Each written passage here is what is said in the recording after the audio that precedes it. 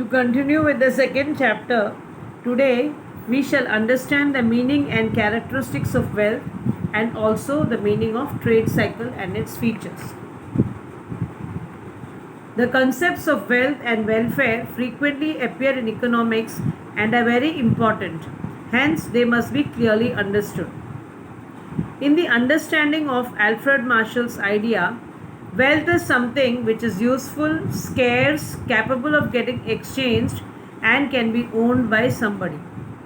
Let us see the characteristics of wealth. Wealth should possess the characteristics of usefulness.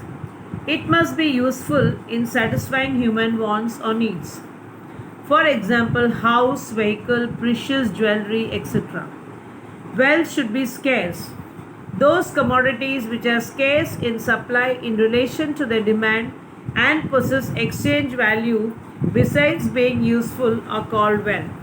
Goods which are useful and not scarce and do not have exchange value like sunlight and air are called not wealth in economics. Wealth should have physical or intellectual existence. Wealth should have an existence which can be exchanged.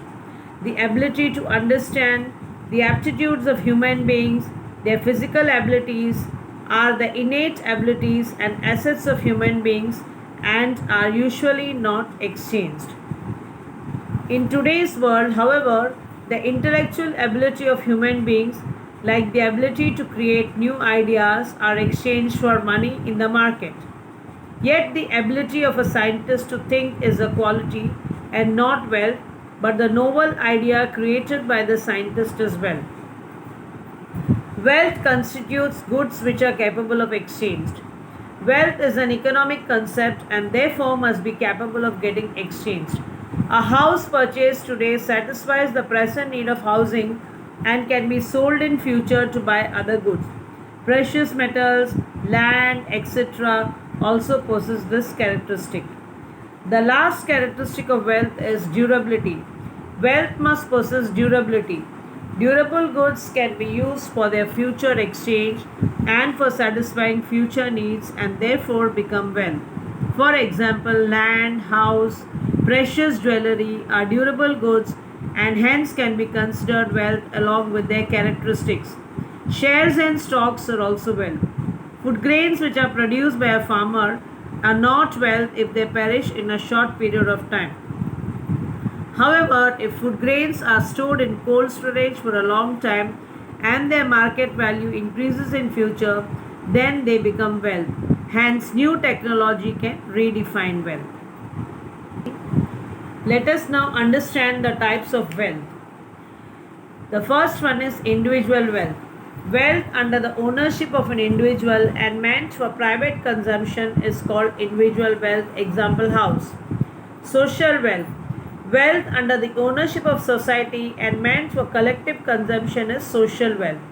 National wealth and international wealth.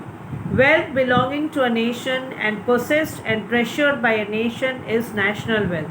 Example, rivers, mountains, literature, scriptures, etc. International wealth. Wealth belonging to the earth and treasured by all nations and possible to be developed for the benefit of all nations is called international wealth. Example, oceans. After wealth, we shall see what is welfare. Welfare means enhancement of life situation, standard of living, and overall state of improvement. Welfare can be measured quantitatively in the context of growth and qualitatively in the context of development. Individual welfare. When an individual seeks to make improvements in his or her standard of living and well-being, it is called individual welfare. Collective welfare. When nations and governments seek to improve growth and development, it is called as collective welfare. Now let us see the relation between wealth and welfare. When wealth increases, welfare increases, which is largely true in the case of individuals. But when the wealth of the nation increases in the form of national income, the welfare of the people will increase only if this national income is distributed equally among all sections of the society and among all sectors. A nation's wealth depends on social and cultural formation, and hence there is not always a direct relation between wealth and welfare in a society. Cyclical changes occurring in the economy are known as trade cycles. Such cycles are basically of four types.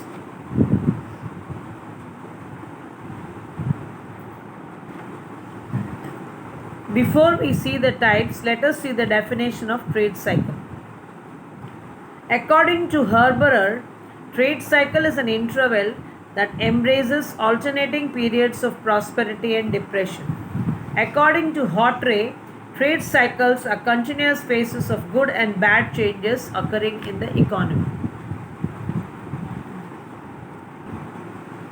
Basically, trade cycle, the changes are of four types. Irregular changes. Accidental changes which occur in an economic activity are called irregular changes. Example, floods, famine, storms, fire, etc. Such changes impact an economic activity in the short run and sometimes in the long run. These changes have their impact in some sectors or some regions of an economy only. Seasonal changes. These changes regularly occur in economic activities with changing seasons. For instance, demand for certain goods changes by seasons, and accordingly production and employment may change. Long run regular changes. The directional changes which occur in the form of a trend in an activity are long run regular changes. For example, some regular sales trends. Cyclical changes. Dynamic fluctuations arising in an economy over its long run growth, leading to rise and fall in economic activity, are called as cyclical changes. The rise and fall in economic activity is cyclical in nature. Such changes occur in economic activities, and growth process of economies also goes through these changes, and the study of these dynamic changes called trade cycles is very important in economics. Having said the definition of trade cycles, let us now understand the characteristics of trade cycles. The trade cycles represent and depict dynamic changes in the economy. They represent the positive and negative changes. Trade cycles arise because of several factors. They have various phases, and each phase does not last for a uniform period.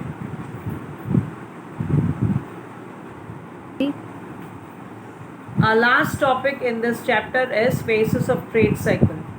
A trade cycle has the following four phases. First is boom or inflation, second is recession, third is depression, and the fourth is recovery. Boom. This is a period when economic activity reaches the maximum growth level in a given time period.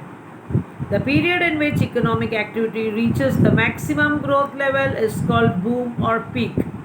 Demands have peaked, and so have incomes and profits. Thus, this period is also called peak. The second stage or phase of a trade cycle is recession. This period follows the period of boom. The period in which economic activity peaks and investment and employment have reached the highest possible level, then a slowdown occurs, is called a recession.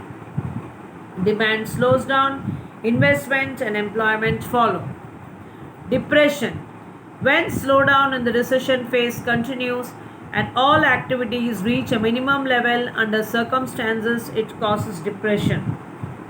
The confidence of buyers, producers, and investors in the economy or at the economic activities at the lowest. In the face of recession, consumers start expecting further fall in prices and reduced demand in expectation of further fall. With the fall in demand, production falls, employment falls, causing further reduction in demand. The last phase of the trade cycle is recovery.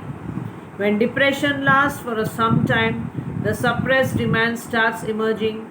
Government may try to boost investment and employment, which leads to a recovery of demand, employment, and investment.